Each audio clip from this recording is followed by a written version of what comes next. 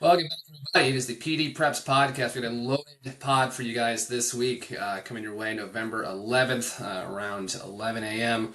Lot to get to this week. Regular season's over, playoffs are beginning this week. We're going to go over our North Bay football poll here to begin, but then talk about some of the really notable games from the final week of the regular season, some takeaways from games that we were at, talk about Newman kind of rounding into this team that we thought that they would be. Really exciting Egg Bowl that Keenan was at. Some other really exciting games from the Red Red Empire Adobe finale, especially Windsor and Moraine Catholic's thriller, and then the playoff seedings are here too. So we'll kind of do a bit of a breakdown, some takeaways from those, and then we're also going to take a stab at predicting who's going to win some of these section championships this year, kind of going through all the divisions and kind of giving our championship game and then our overall winner. So fun time of year, Keenan. Again, last couple weeks have been a lot of anticipation, a lot of movement within the rankings predictions. A lot of But yeah, confusion. I think things relatively broke out, minus save for some movement, I guess, in Division Two for that bracket. But kind of about I feel like what we expected for the playoffs. But I think it's this the first round games. I think kind of all across the board are going to be really exciting this week, especially for a lot of our North Bay teams. So very excited to kind of get the postseason up and running here this week.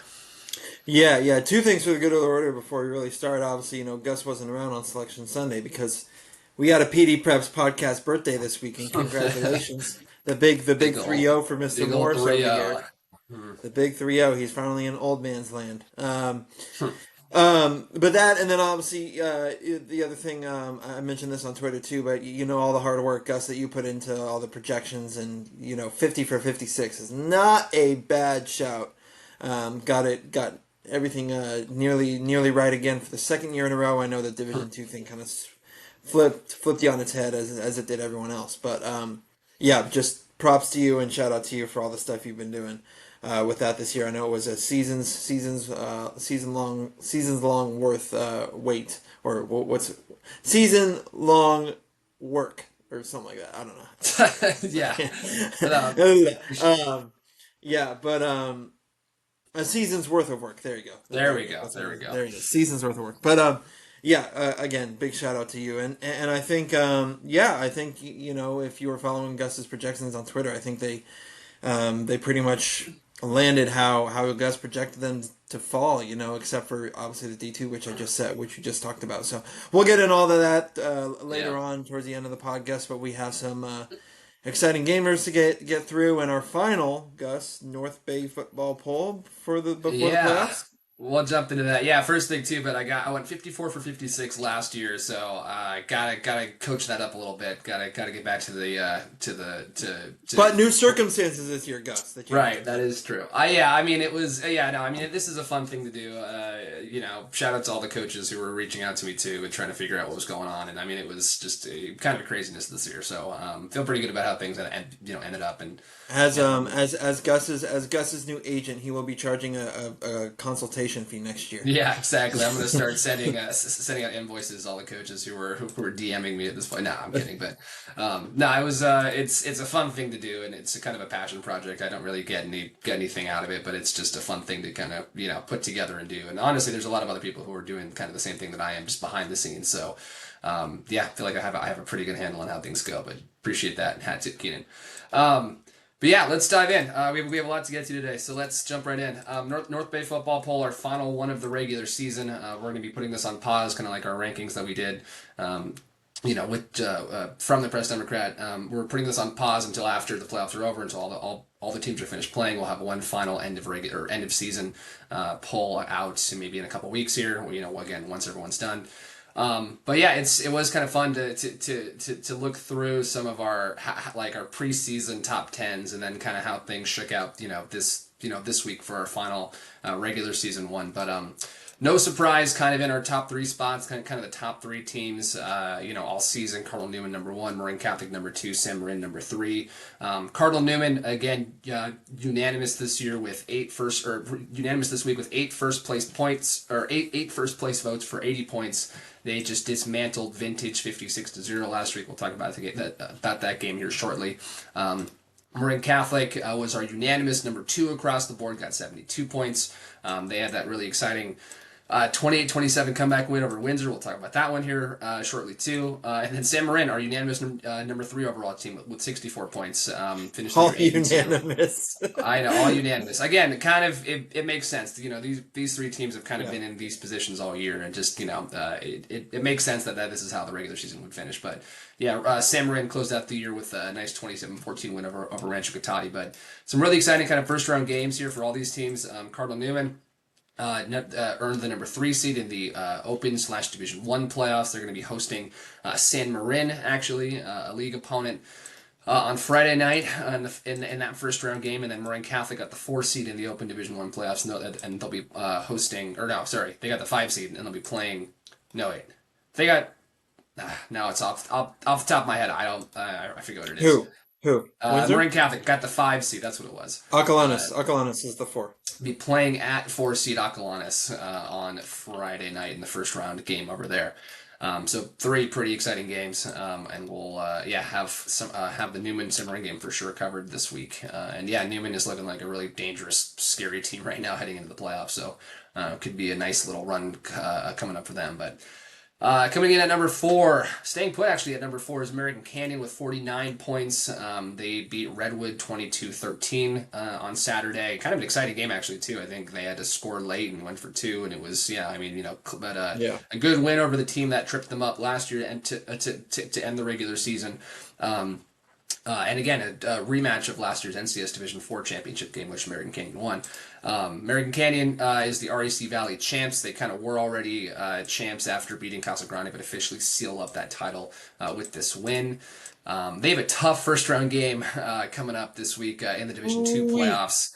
Playing against 3 seed Cal. Cal was one of these funny teams that was in discussions to maybe be like in the Open Division, 1 or 2 seed, and anyway they ended with the 3 seed. American Canyon is the 6 seed in Division 2. So tough first round game for American Canyon, but they will be at home as league champions hosting Cal. We have a tie here for number 5 between Windsor and St. Vincent. Windsor was number 5 last week. St. Vincent was number 6 last week. Both teams got 43 points from our voters this week. Windsor had that kind of heartbreaking loss, I guess you could say, to Marin Catholic. Last second score, 2-point conversion, very dramatic. We'll touch on that here again shortly. St. Vincent took care of business, beat Maria Carrillo 39-14 on Saturday to force a 3-way split for the REC Bay title between St. Vincent, Maria Carrillo, and Ukiah. Ukiah is the automatic qualifier because they had they won the random number draw from before the season. So again, but kind of not, I think, something we expected for how that league race to most anticlimactic tiebreaker. I know, kind of funny, but it is what it is, and this is kind of how they do things. So Windsor also tough first round draw here. In the playoffs, they have the number 5 seed in Division 2. We'll be playing at 4 seed Clayton Valley Charter, a very, very talented, tough program. So that should be a tough first round road game for the Jaguars.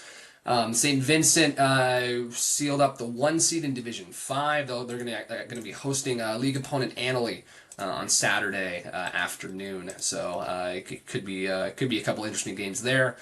Coming in here at number 7, actually staying put at number 7 is Vintage with 32 points. Again, they lost pretty badly to Cardinal Newman, but they actually sealed up the number 1 seed in Division 3. So, you close out your season like that, and then all of a sudden, boom, Sunday, you get a 1 seed. So you get rewarded, Gus, the name of the game these days. I know, competitive equity, man. But yeah, new life for Vintage. They will, number 1 seed in Division 3. They're going to be hosting 8 seed San Leandro on Friday in the first round Division 3 game. Coming in here at number 8, staying put at number 8, Rancho Cotati with 30 points. Lost to San Marin 27-14 last week. They got the 2 seed in Division 3. It was actually funny because with the rankings, Rancho Cotati was actually ranked higher than Vintage, but Vintage has the head-to-head win, so Vintage jumped them to get the 1 seed, and Rancho's the 2 seed. So Rancho Cotati will be at James Logan on Friday in the first round of the D3 playoffs. James Logan is the lower seed, but also is league champion, so that's why Rancho was on the road. Number 9 is Ukiah with 13 points. They beat Annalee 42-13 last week to finish the season finish the regular season 6-4. Ukiah is also in the Division Three playoffs. They have earned the 5 seed and will be hosting 4 seed Antioch. Again, Ukiah has the automatic qualifier, so they were technically the quote-unquote league champions, or at least for the playoff sake, from the RAC Bay, so that's why they, as the lower seed, are hosting Antioch. That is the first round game for them in Division 3. And then coming in here, a team that's been on the bubble most of the year. I think they might have been tied for 10th at one point, but St. Helena now has come in and taken over the number 10 overall spot. They got 8 points About this week. time for the Saints, man. Saints have been there for most of the season, but finally crack into the top 10 to close out the year. 10-0, finished out the year 10-0, first undefeated season, or regular season, I think, since like 2011. So shouts out to the Saints. Took care of Upper Lake 23-12. This past week, I'm guessing a lot of their starters didn't play. Just that they already had the league title pretty much cinched up. Upper Lake, kind of a struggling team this year, so 23-12, bit of a closer margin, but a win is a win. So St. Helena has earned what are they? They are the 2 seed in Division 6, and they will be hosting 7 seed Sonoma Valley in a very, what I think is probably one of the most interesting first round games that we have, especially for local teams. So that will be our game of the week this week. I'll be heading out to Napa to go check that one out. But yeah, that's the first round game, 2-7 matchup in the Division 6 playoffs. Dropping out this week was Maria Carrillo. They were tied for ninth last week with Ukiah. Again, Carrillo, fell pretty bad to St. Vincent, 39-14 on Saturday, again, to finish up with that 3-way tie for the RAC Bay. And then, Right. but they do finish out the regular season kind of in our receiving votes category. So Sonoma Valley is our top receiving votes with 3. Maria Carrillo has 2. Petaluma has 1. Petaluma took care of Casa Grande to win the Egg Bowl, and first time they've won that one in I think a while, but also ended Casa Grande's season actually too. So Casa was right on the bubble of making the playoffs, had to win that game to maybe have a chance to get in. Petaluma spoiled it, so good win for Petaluma. But yeah, Keenan, anything kind of stand out for our top 10 here to end the regular season? I feel like it's about what I expected. I think, especially kind of with in the last couple weeks and what we've seen with some of the movement and stuff. Yeah. I think so too. I think it's a very solid list. As we because it's our last one, but before the end of the playoffs, before our final one. It's about it's been past due for St. Helena. I think personally to get into the top 10. So I'm kind of happy that they finally did, and everything else seems to be in good order and seems to be as expected for me as it was for you. So yep, solid top 10. Well, let's dive right in. Again, we have a lot to get to this week, so let's touch on a couple of the games that we were at, and before we kind of get into some of our postseason talk. But I'll start with the Cardinal Newman vintage game. Man, that was ass kicking. Pardon my language, but holy cow. 56-0, Cardinal Newman over Vintage. Most points that Newman has scored this year. I think it was their 3rd shutout of the year. This was just domination, and it's very funny because I watched Cardinal Newman in the first game of the year against Manteca. Domination the other way. Manteca kind of routed Newman in a very surprising result, and then since then Newman has just been kind of like they've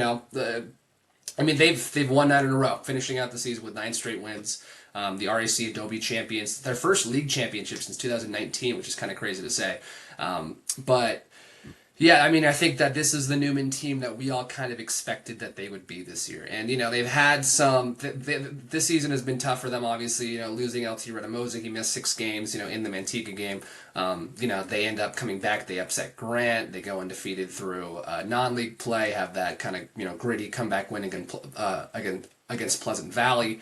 And then they come into league play and just kind of... handle business, they beat everyone pretty soundly. They had that kind of shocking 45-13 win over Marin Catholic last week, and then this week it's just like they're starting to click on all cylinders. LT Redamosa's back. They have King Pitts, their 4-star sophomore defensive end. He's now playing. Dylan Webb, their star linebacker, he's come back from injury. He was, he had a big game against the Crushers, but this is, the offense has kind of been the thing that we've been, maybe quote unquote concerned about the last couple of weeks. Bit of a slow start, having a backup quarterback. They've still been winning these games, but now that the offense is firing on all cylinders with Redamosa back, The team has now had, this is one thing that Frank McManus has been talking about for a while, is like, the the offensive coaching staff, and like, got here kind of so late in the game that now they're finally at a place where they're maybe like, if they were really on time, he's like, I think we're about like week 6, week 7 of like, the kids fully being Yeah. under like comfortable and like understanding, the offense and stuff. So that's a pretty scary thing for a team that also has one of the best defenses, I think, going right now in the entire section. I Agreed. mean, just like some of these numbers are absolutely insane. I had Cardinal Newman holding vintage to just 5 total yards of offense, which is just insane. I had them down for For the 13 game? for the game. For the game, 5 total yards of offense. I had Cardinal Newman with 13 tackles for loss and only a couple of sacks, but they were just getting to vintage in the backfield just over and over and over again. I think vintage might have had more negative plays than they did positive plays.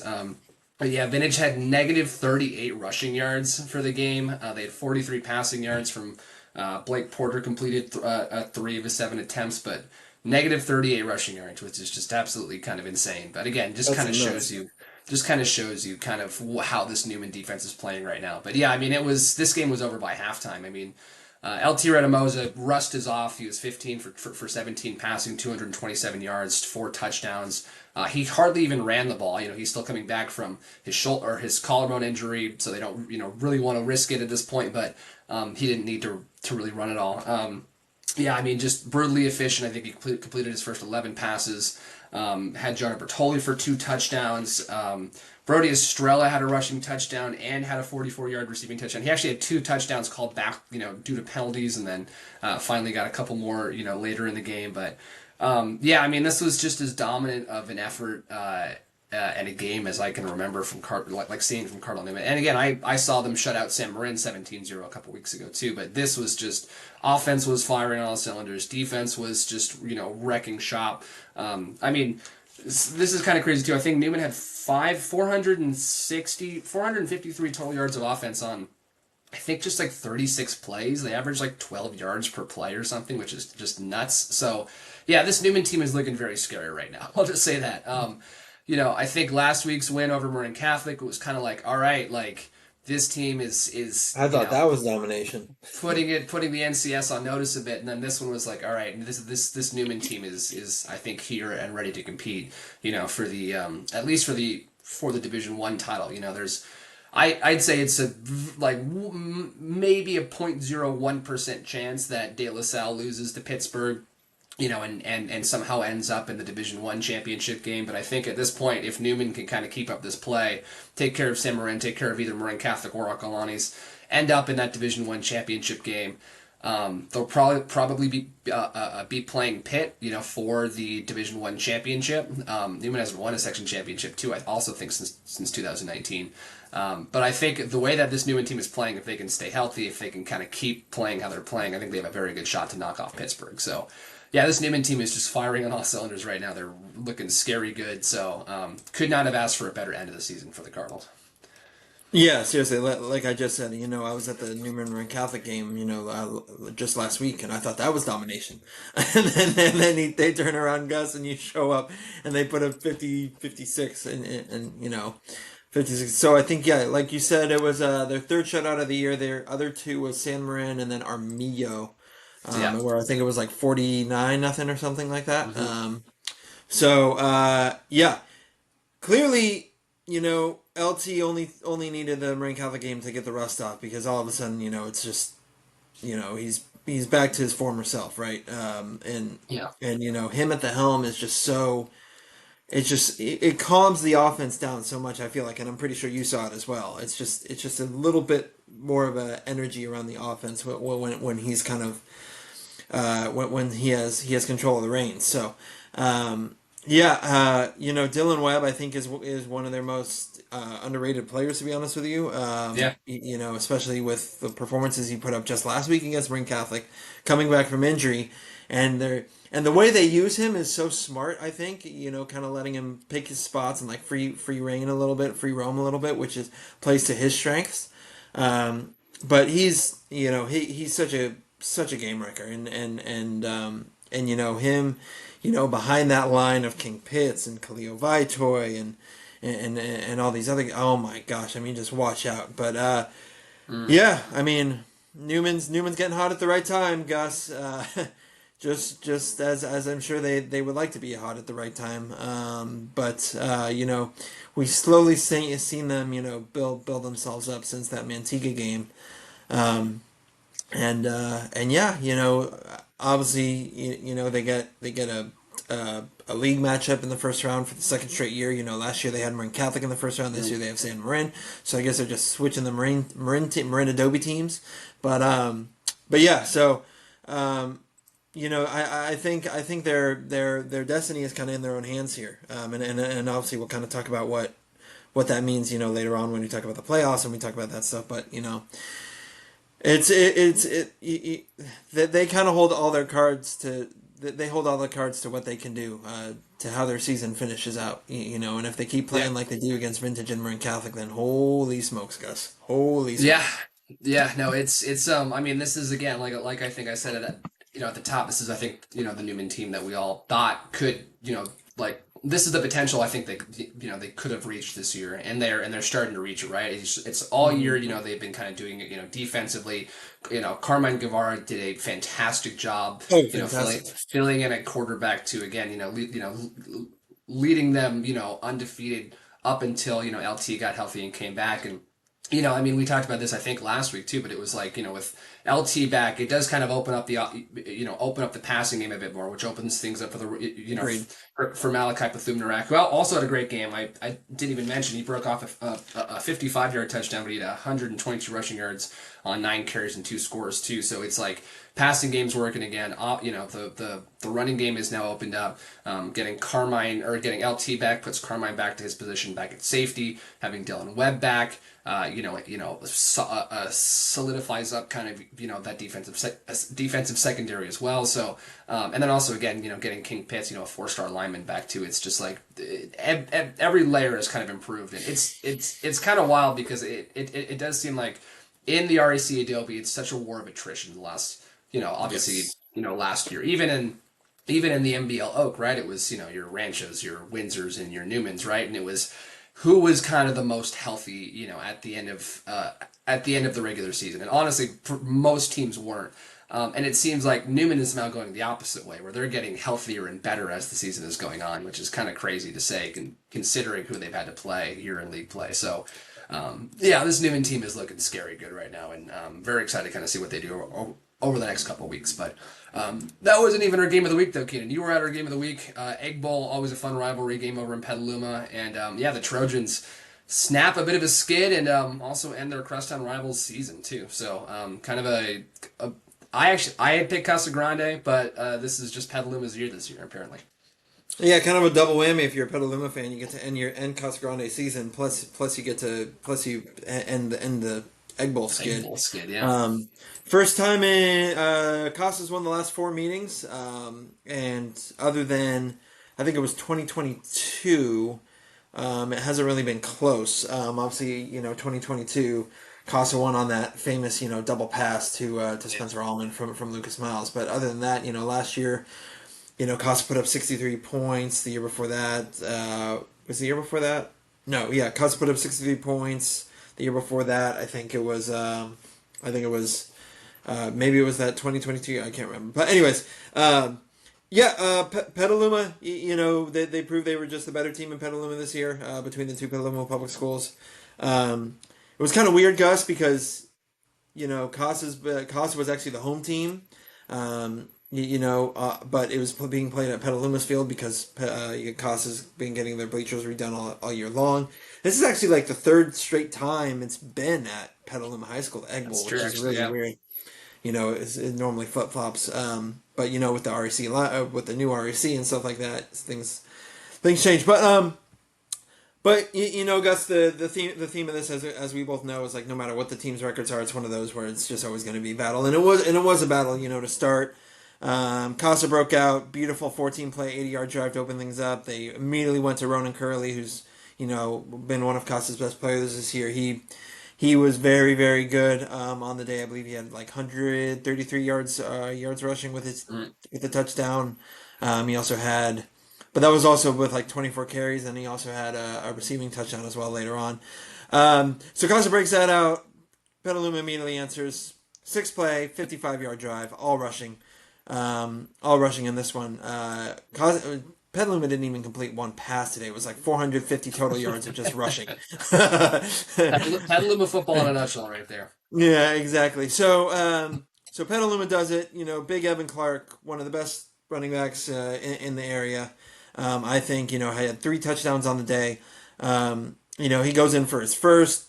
Costa immediately responds. Joey Serta finds Jaden Pieri. That's one of their best connections. Wide open, 25-yard strike. 13-7. Costa PAT note was blocked, I believe, or he missed it. Well, one of the two. So that was in a key one.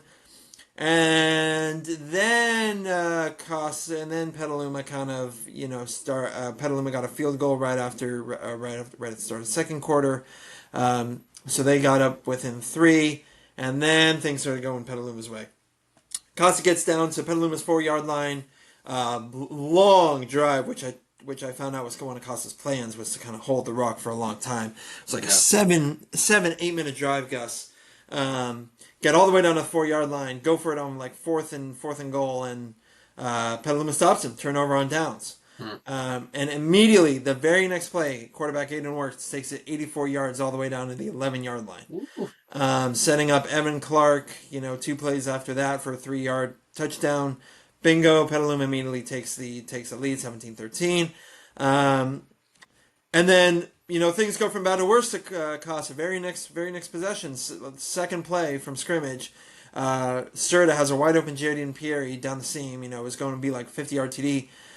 Petaluma defender catches up to him, punches it out, fumble at like the fumble in Petaluma's territory. Petaluma recovered.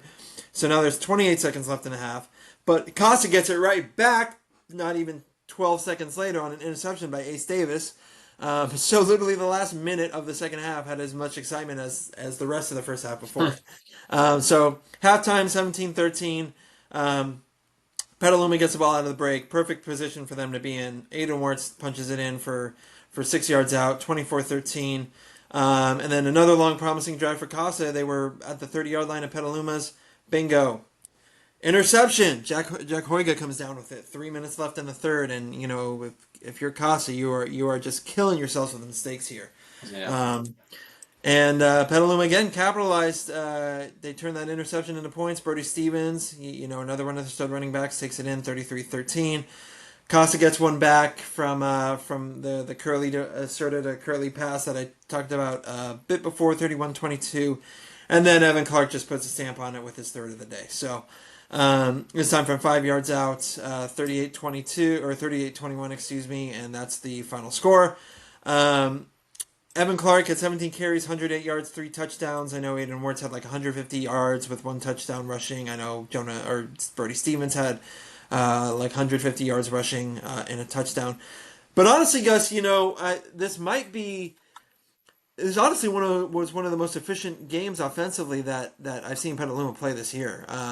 Taking advantage of those mistakes. Really scoring when you needed to, and considering that I do think that this is one of Petaluma's best teams. In the last couple of years. Thinking back to going back to the teams of like Ed Burnsich, Chase Miller, London Sundell, those kind of guys. Silas Paul-Georges, Silas Paul-Georges, and I kind of know they had a couple down years after that, but I think Petaluma, this is one of their best teams in recent memory, and I think if they keep playing like this, their defense really showed up when they needed to, something that hasn't happened all year long. You saw that Hanley game, Gus. I know you were there, which was just a shootout, but yeah.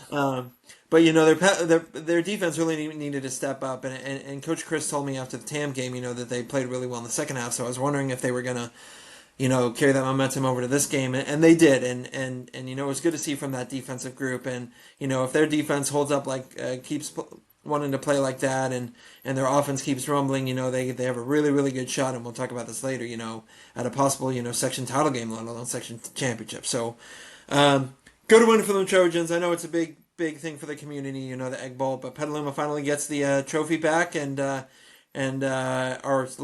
we're already locked in for the playoffs, I would assume, but end Casa Grande's season. But yeah, great win for the Trojans. Yeah, this was their second most rushing yards that they've had in a game this year. 460, three rushers over 100 yards. Some pretty. I mean, again, this, like you've said, this is one of the better Petaluma teams we've seen in the last couple of years. And I think heading into the season, that I think That was the case, yeah. Rick Krista kind of told us that, where he was like, last year, kind of some younger guys, who were A learning the lot of system. juniors last year, yeah. Yeah, kind of a growing year last year, and then this year it was like, all right, they think that they had something, and so far they have. I mean, this is their one, two, three, four, five, sixth game with over 400 rushing yards this year. They finished out the regular season averaging 328 rushing yards a game. So, yeah, I mean, this team is kind of playing really well right now. I mean, they're heading into the playoffs. I think they've only lost, what is that? One, two, three, four, five. They won four of their last five, putting up a ton of points. They were more competitive against American Canyon, than Casa Grande was. I mean, shoot, their last two games, actually, now that I'm looking at this, they played, they beat Tam 42-25. I think they put up a season high rushing yards in that, like 480 or something like that. And then this week they put up 460. So yeah, they're running the ball super well right now. Kind of looking like, and we'll talk about this, but I think they're looking like a bit of a dark horse team in that Division 6 playoff here too. So could be they're playing well. They're kind of peaking at the right time. Their defense is playing well. Their rushing game is as good as it's ever been. They have a number of backs who can hurt you. They do what they do super well. And just come playoff time, it's like this is kind of what you want to be doing is starting to peak a little bit. And so Petaluma is kind of doing that right now. So.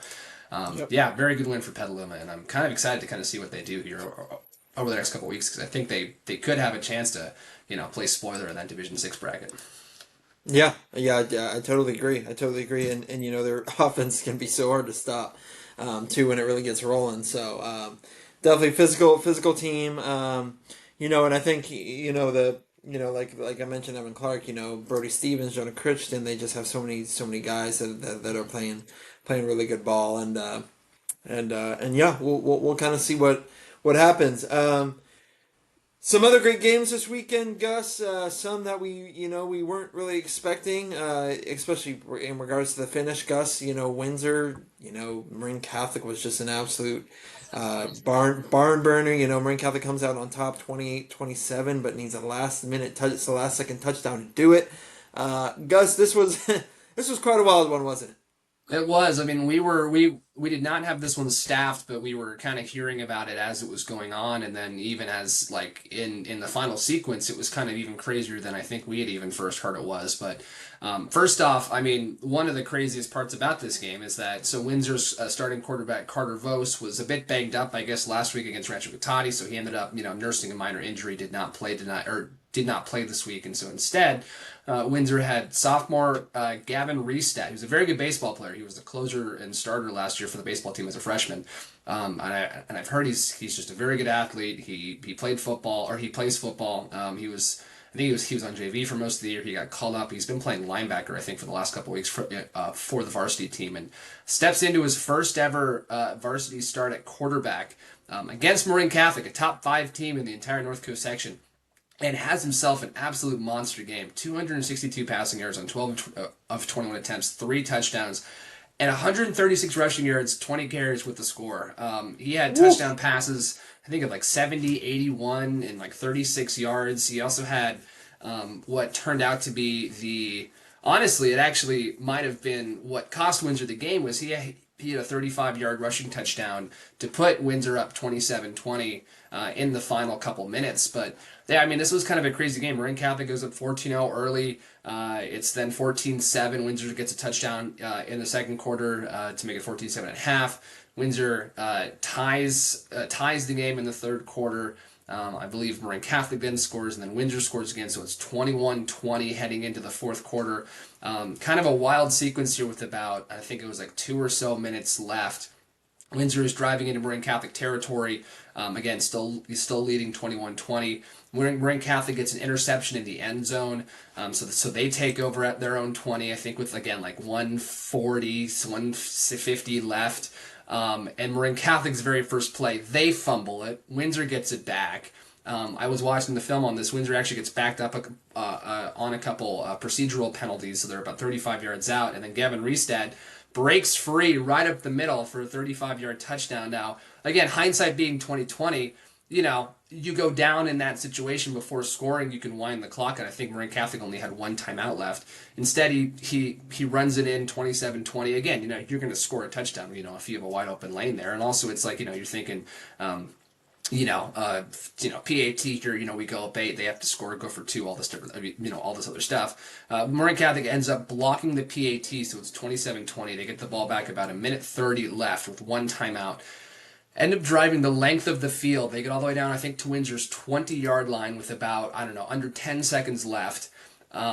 They take a shot at the end zone. There's a defensive pass interference called. So Marin Catholic gets half the distance, so they're at the 10-yard line. They get one final play. I think it's with 2.9 seconds left. Hit a touchdown up the middle to make it 27-26. And then Marin Catholic comes out with the PAT unit to kick it and go to overtime. Windsor jumps off sides, so they get half the distance. Now they're at the 2 or something. And then Marin Catholic brings in their star player, Jared Geisberger, who hadn't played all game, who was not going to play. I think he missed the last 2 games with an ankle injury.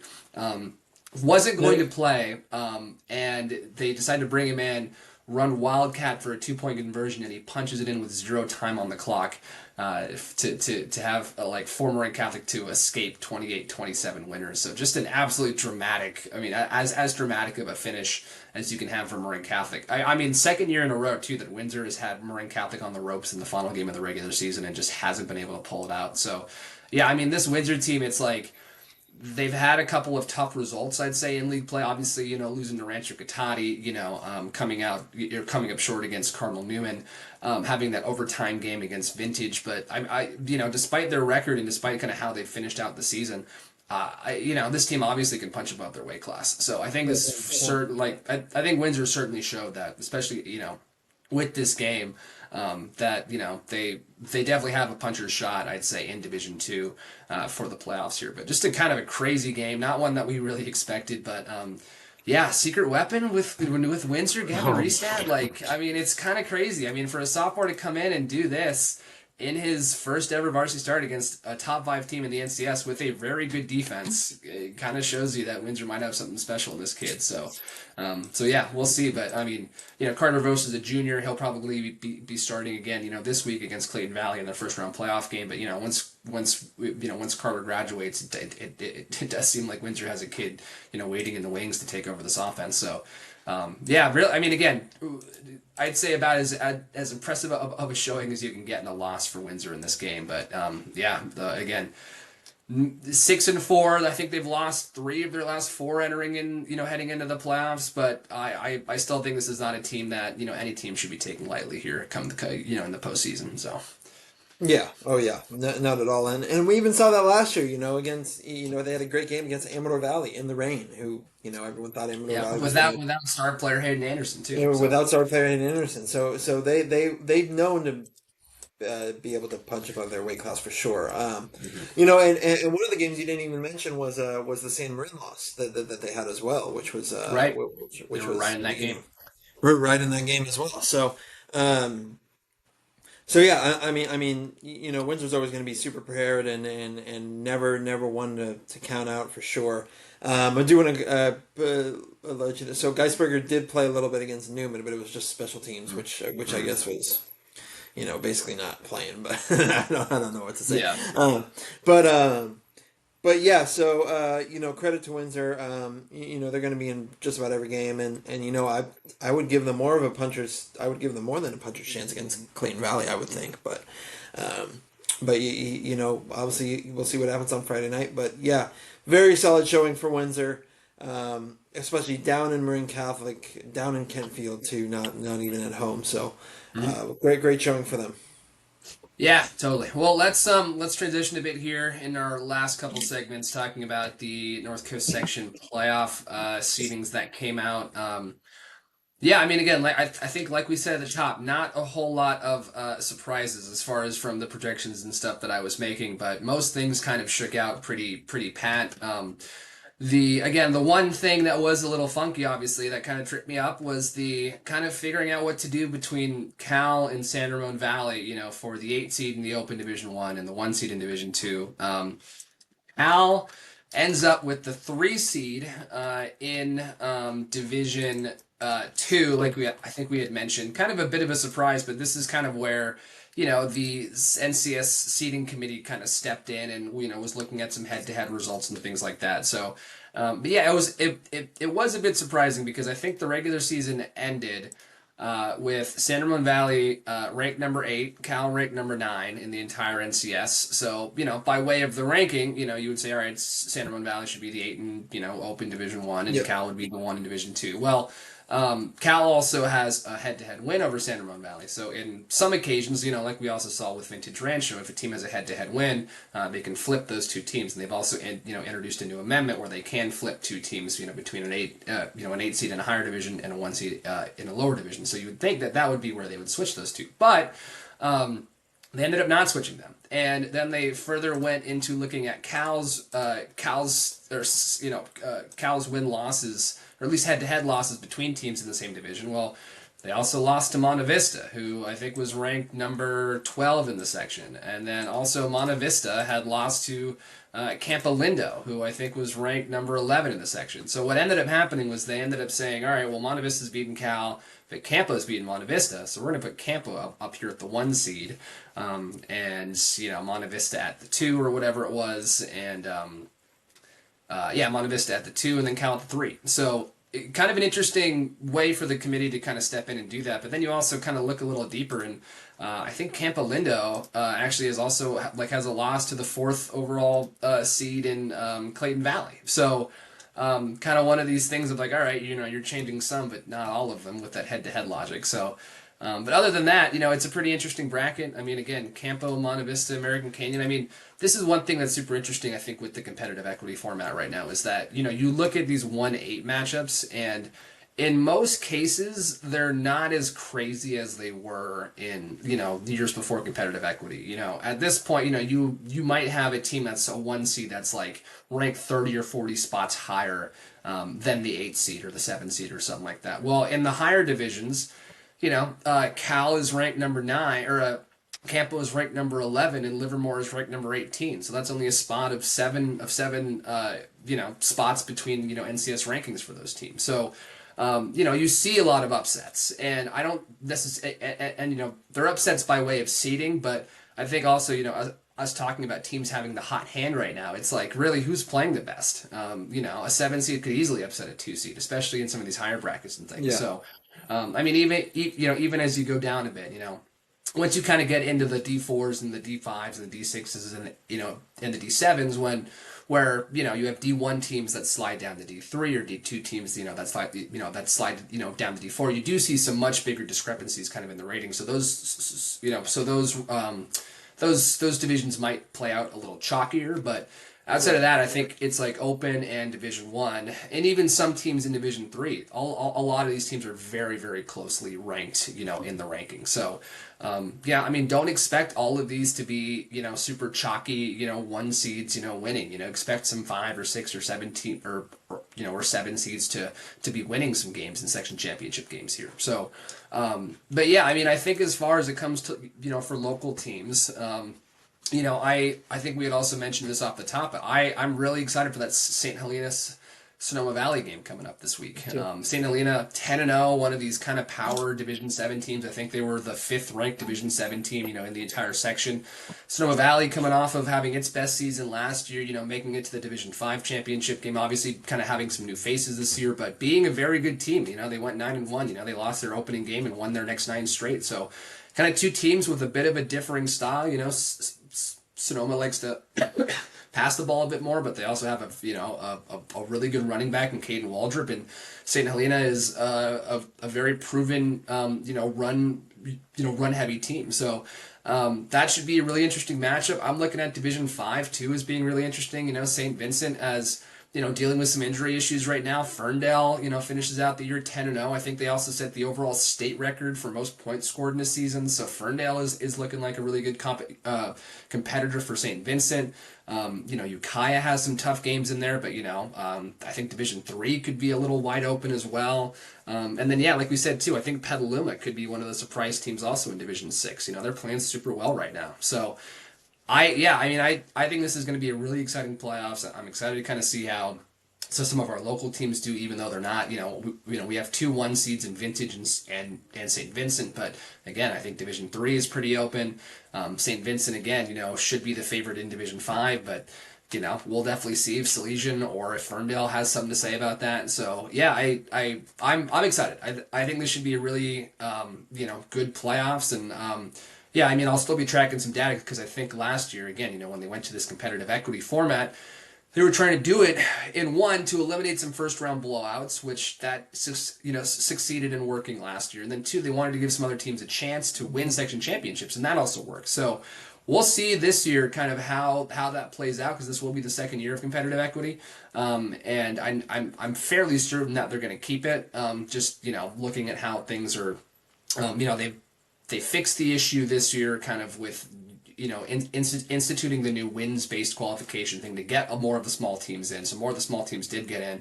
It's not as Division 1, Division 2, Division 3 heavy anymore, which is good. But you still also have, your really deserving small schools that get higher seeds. Your higher brackets, D1, D2, D3, all look super competitive. So yeah, again, I'll say it again, but I'm just excited for the playoffs this year, and I think this should be a really good section playoff run over the next couple weeks to just watch across the board. Yeah, same here too. 13 teams from at least our coverage area got in. And you're forgetting 1 seed. LC Allen over there, 8-person D2. That's true. Made the NCS D2 championship last year. They're now the 8th seed in the Division 2 bracket. They're having probably their best season in school history. The 1 seed, and it's interesting too because they beat South Fork in their championship or in their regular season finale on Friday. That game was a crazy 86-60 game, a win for LC all the way up in South Fork. It's a long drive, but that game also essentially sealed up the overall 1 seed there for LC Allen. So it could be, if South Fork wins and if LC win this week, could be a really exciting section championship game coming up next week. So I would love to see LC have a chance to win a section title. That'd be really cool. Yeah, exactly. Yeah, no, I'm excited for the playoffs too. I think we got some mouth-watering matchups across the board. Some dark horses that we could think about and things like that. But Gus, I know you kind of wanted to touch on this part too, but kind of finish this thing off a little bit. We wanted to kind of give you guys maybe some of our predictions.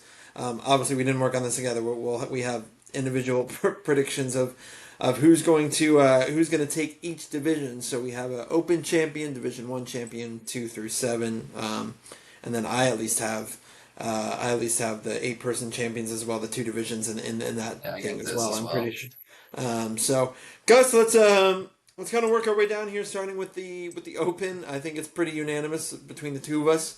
But I have De La Salle taking the open.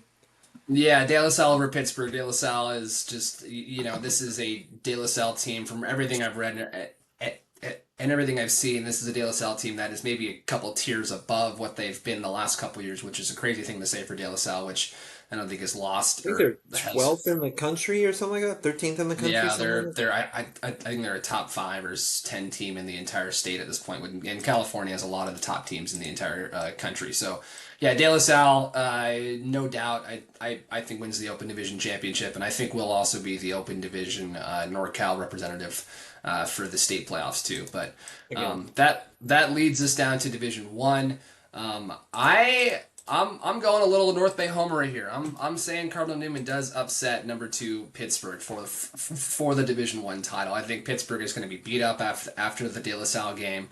Cardinal Newman is again playing its best ball of the year. Obviously they still have to get past San Marin and then either Marin Catholic or Acalanes. And Acalanes game would be really interesting. I think Acalanes has been one of the kind of premier NCS programs over the last half decade or so. Probably even longer than that, but just as far as I can remember. So that would be a really fun kind of semifinal game there. But yeah, I'm saying Cardinal Newman kind of keeps rolling, and then takes down Pittsburgh for the Division 1 championship in the NCS. Yeah, I'm kind of drinking that Kool-Aid too. I'm going Newman as well.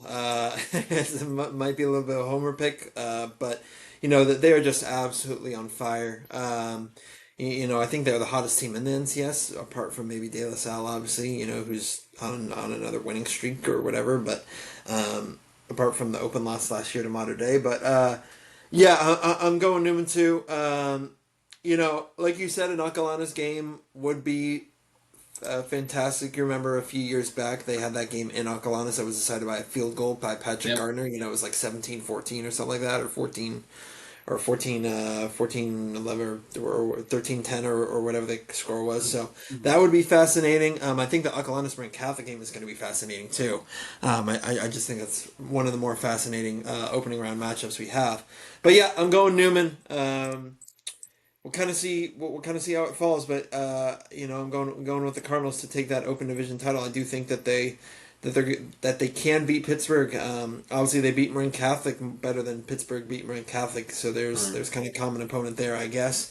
But yeah, I think they can take down Pittsburgh. But so we both have De La Salle Open, Newman Division 1. Let's head down to D2. This kind of may be where we get a little separated, Gus. But I'm going with. What's funny is I'm going with the team that got bumped all the way down. I'm going with Cal in that 3 spot. I think it's just I know they've had a couple of losses to other teams in the division, but I just think. I think that when it's time to turn up, I think they will turn up. I think I love my guys over in American Canyon, but that's probably the worst draw they could have gotten, Tough draw. unfortunately. It's a very tough draw. Um, Yeah. tough draw. So yeah, I think I think they get past American Canyon, and then I think they really dial in and beat the winner of Monte Vista Amador Valley, because that game's going to be fantastic too. So, and then I do think they get past whoever the top of the draw brings out. I just I was think gonna that say, who do you think they're playing in the championship game though? That's the other question. probably Campo. I would assume Campo. Although we just talked about it, don't be surprised if it's not Windsor. I'm telling you. I'm just Yeah. telling you. Windsor has a very good case. So I would say either Windsor or Campo, to be honest with you, just to please the Windsor people out there. Steven Summers, we love you. Anyways, yeah. So I think it's going to be Cal. I'm just going out on a whim here. I think it's going to be Cal. But Gus, who do you think for D2? Well, I'm going way different on this one, Keenan. I'm taking the hot hand again. I am saying Amador Valley is going to beat Clayton Valley Charter for the Division 2 championship. That is 7-4. Whoa. Amador Valley again has barely made the playoffs. They had to beat Monte Vista and Cal the last 2 weeks to actually become playoff eligible, but they did. They started the year. Man, they were rough to start the year. What were they? 0-4, and then they were 2-6 here heading into their last couple weeks, and they were able to do enough and win. But from everything I've heard, this is a team that was super beat up and injured for most of the year, and now they have a lot of those guys back. So this is a team that's starting to play at the right time, starting to peak at the right time. They have the important guys back. I think it was quite a few guys on their defense who were missing. So now those guys are back. So yeah, Amador Valley's hot right now. Again, it's very hard to beat teams kind of twice. Especially after you've played them recently. So, having to beat Monte Vista again after playing them a couple weeks ago, if they can get past this game, I think they do beat either. And then same thing if with a Cal potential rematch too. That's both the teams that they beat to finish out. But I think if they can get past Monte Vista, I think that they can get past Cal, and then Clayton Valley Charter I have here too because they have probably the top running back in the entire section in Jadis Lucky. 25 total touchdowns this year. They played a super hard schedule. Just kind of looking at what they got and who they've beat, I just think that that they're probably. I mean, again, I do think it. We could see. Campo also come out of here. Windsor also. I think will give Clayton Valley Charter a good run for its money. But I just think Clayton Valley has too many guys and just a bigger physical team. So yeah, I'm saying a 7-4 championship game here in Division Two. Seven But four. It's but like like I marking said that. too, if you look at the rankings, Emmett Valley's number 17, Clayton Valley's number 13. So really not too far away in the rankings here. So March Madness in the middle I think of Division Two has a November. lot of volatility to it, but I'm gonna go with the hot hand in Amador Valley over Clayton Valley Charter for my Division Two championship. Division Three, we didn't really quite know what to make of this, but kind of similar. A lot of these teams or at least the top six teams, are all very closely ranked. I think Vintage is number 20 in the NCS, Dublin's number 25, and then James Logan's 33. San Leandro is 46. So again, the top six teams, I think any of these teams, if they play a good game, can potentially come away with this, but. For my championship game, I have El Cerrito over Ukiah, 3/5. El Cerrito, was postseason banned last year. They lost a lot of guys, due to transfer. But this is just a, talented program. Some good players in it, some good athletes. I think that they probably have. Just looking at this whole bracket, I think they probably have the most athletic roster out of anybody, in this bracket. And athletes do tend to win U section championship games. This at this point of the year, but yeah, I have Ukiah making it there, but El Cerrito just has too many guys, for the Wildcats to handle. So I'm going El Cerrito over Ukiah in this championship game.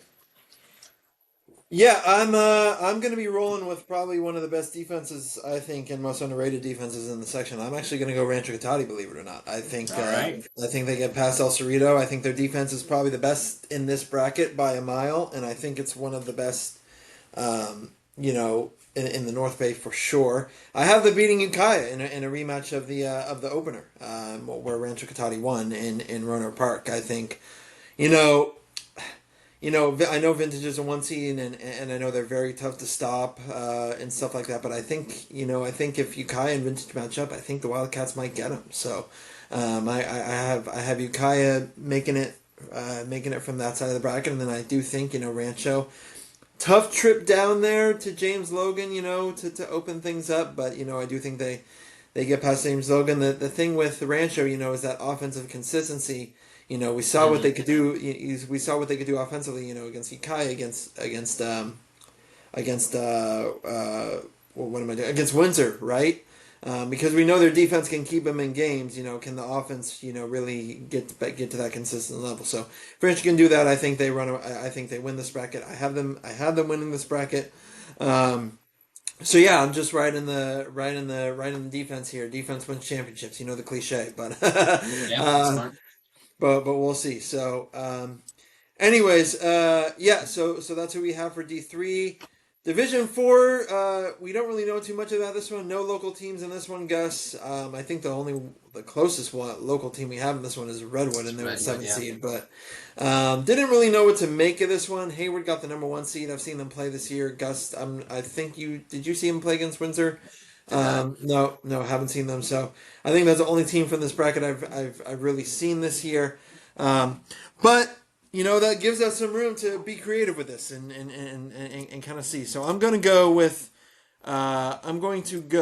Granada, the number 4 seed in this one. I think that they beat number or actually, screw that. I'm gonna go Granada over number 6 Alameda. Gus, gonna All throw it right. all out on a whim. I don't know. I just think Granada had that big win against Livermore just now. So I think they're hot. I think they're the hottest team in this bracket, and I think if they match up with Hayward, I think they take down Hayward. Yeah, that's who I'm going with. Alameda, I know you've seen Miramonte this year. Benicia I saw last year, not so much this year, but I know they're jumping up a bunch of divisions from last year. So I think that one versus Redwood is a toss up, but I think Alameda can upset Miramonte. And yeah, so that's how I have. I have a 4 beating 6 in the There we championship go. Things game. are getting weird. Well, I do I'm 4. this is kind of the start of where I start to get a little chalky here, but I'm going Benicia over Hayward here in my championship game. From what from some of the coaches I had talked to from smaller schools, Benicia was one of these teams that was maybe going to drop down to D5, possibly be in D6, and I know a lot of the small school coaches were like, we don't want to see them play. So again, I have not seen them play, but I'm trusting these coaches' word, for this team, being a tough out in the playoffs. So yeah, I'm going to say Benicia over Hayward again. This is probably the bracket that we know the least about because we have 0 local teams in this one, but again, just throwing some darts on the board here and trust in what the coaches say who know the game more. So yeah, Benicia over Hayward here at the 2-1. Division 5 is super interesting. A couple local teams in this one, actually a handful of local teams in this one. We have 3 teams from the REC Bay in this, in St. Vincent, Annalee, and Maria Carrillo. We also have the top 3 Division 7 teams in St. Vincent, Ferndale, and Salesian, who are the top 3 seeds. Again, staying pretty chalky here. I think we get a St. Vincent Ferndale championship game. That's going to be a super interesting game. Again, St. Vincent is dealing with some injury problems right now. We're still a little unsure on the status of star running back Mason Catarelli. He did not play this past week. We'll see if he plays this week against Annalee. Again, this is a team that they handled pretty well without him a couple weeks ago. So we'll see. Might not need him for this one. Maybe just give him an extra week of rest. We'll see. But yeah, I mean, this St. Vincent Ferndale potential championship game. Ferndale, again set a state scoring record this year, most points ever scored. They went 10-0. I think they shut out their first 8 opponents this season. They are looking. I mean, but again, they haven't really played any upper. I'd say above average competition. I mean, Upper they echelon, beat. yeah. Yeah. So we'll see. I mean, Saint Vincent obviously is a much higher caliber up from what Ferndale is. But yeah, I think this championship game could be pretty close. So Ferndale has from what I've heard, some big bodies, some big boys, and they run the hell out of the ball. So they've been beating up teams, left and right up north, and St. Vincent again is kind of dealing, with some injury problems, and we'll see. But I think I think at the end of the day, St. Vincent probably just has more talent than Ferndale and comes away with the win. But I don't think it's easy. But I'm still saying St. Vincent over Ferndale in this in the Division 5 championship game. Yeah, I'm going the same. Ferndale Kings of the Veer. Very, very tough offense to stop. But it's funny because this is the one thing that I forgot to mention too, Gus. I'm not a fan of interleague matchups in first round of the playoffs. Yeah. I just don't like it. But that's how the chips fell this year. St. Vincent could play their first 2 playoff games as league opponents. Last year they played Marie Carrillo to open things up in the playoffs, I believe, and this year they're playing Annalee. I got the same thing as you here. I'm going St. Vincent over Ferndale. I know Ferndale is Gus's new love. New love. He And they're loves awesome, man. Ferndale. Loves Ferndale when they're putting up 70-0, 67-0, whatever the case may be. But yeah, I'm going Ferndale as well. I honestly think Salesian versus Ferndale is going to be a fantastic matchup if they do match up in the Yeah. semifinals. So that would be a true test for Ferndale, right? Yeah, Um, for sure. yeah, I think St. Vincent, makes their way to the championship yet again, and I think they do match up with Ferndale, and you never know, Gus, with these teams up there. Like a couple years back, St. Vincent runaway number 1 seed in Division 7, and Clear Lake got him in the section Yeah. title game. So anything can happen. But yeah, I'm going with St. Vincent in this one too. I think it's pretty unanimous with that. D6 is another interesting one. Gus got a few teams in there.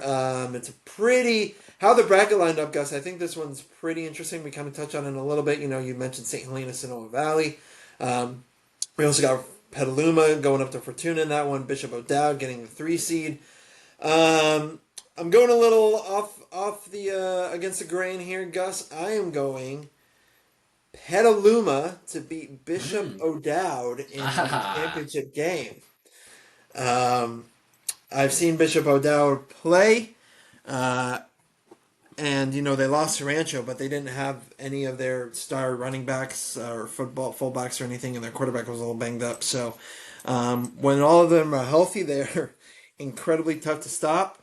But same with Petaluma. Petaluma, when they are healthy, I think I think it's I think they're just as hard to stop. Tough draw for Petaluma in terms of they have to go up to Fortuna, and then if they win, they have to possibly go up again to play St. Bernard. Yeah. So tough couple trips there potentially, but tough couple trips there potentially. But yeah, I'm going the Trojans, man. I'm riding that Egg Bowl magic that they just caught. So um, yeah, I'm going. You know what? I'm going Petaluma. Well, I have the same two teams, but I have Bishop O'Dowd beating Petaluma actually in the championship game here. Oh, well, would you look Yeah, at so that? I know. Look Well, at I that. mean, just kind of looking at, Bishop O'Dowd, who they've played this year. I'd say I think they played the hardest schedule out of any team here in the entire, or in this entire bracket. Lost to, their losses have come against a very good modern day Catholic team. From down south. They lost to Rancho, they lost to Newman, and they lost to James Logan, who again I think is all the way up in the Division 3 bracket. So just kind of looking at that, I do think that who you play in the regular season, really does come into play here. It's like how battle tested are you, and I think that Bishop O'Dowd is probably the most battle tested. Now I do think again Petaluma does score a couple upsets here. They are playing super well. Running the ball does tend to work. Controlling the line of scrimmage in the playoffs is usually a recipe for success, and just how they're playing right now and running the ball and playing defense, I think is a good recipe for them to definitely score a couple upset wins here. Now again, having to travel all the way up to Humboldt, getting through the Humboldt Iron Curtain that they got up there, four plus hour drive Yeah, from down here in Petaluma, not an easy trip to do, especially back to back weeks. But also with the weather kind of changing a bit here, if it is a rainy, sloppy game, I think that does kind of benefit a team like Petaluma, who likes to ground and pound. So we'll see, but I do think that at the end of the day, Bishop O'Dowd probably has a little more talent than Petaluma does, but I do think that should be, if it does happen, it should be a really fun and interesting championship game here. Also, as I'm going through this, I'm like, how the hell are we going to cover this if all of these kind of play out as they do? I mean, Cardinal Newman, yeah, Pittsburgh, Ukiah, El Cerrito, St. Vincent Ferndale, O'Dowd, Petaluma, like.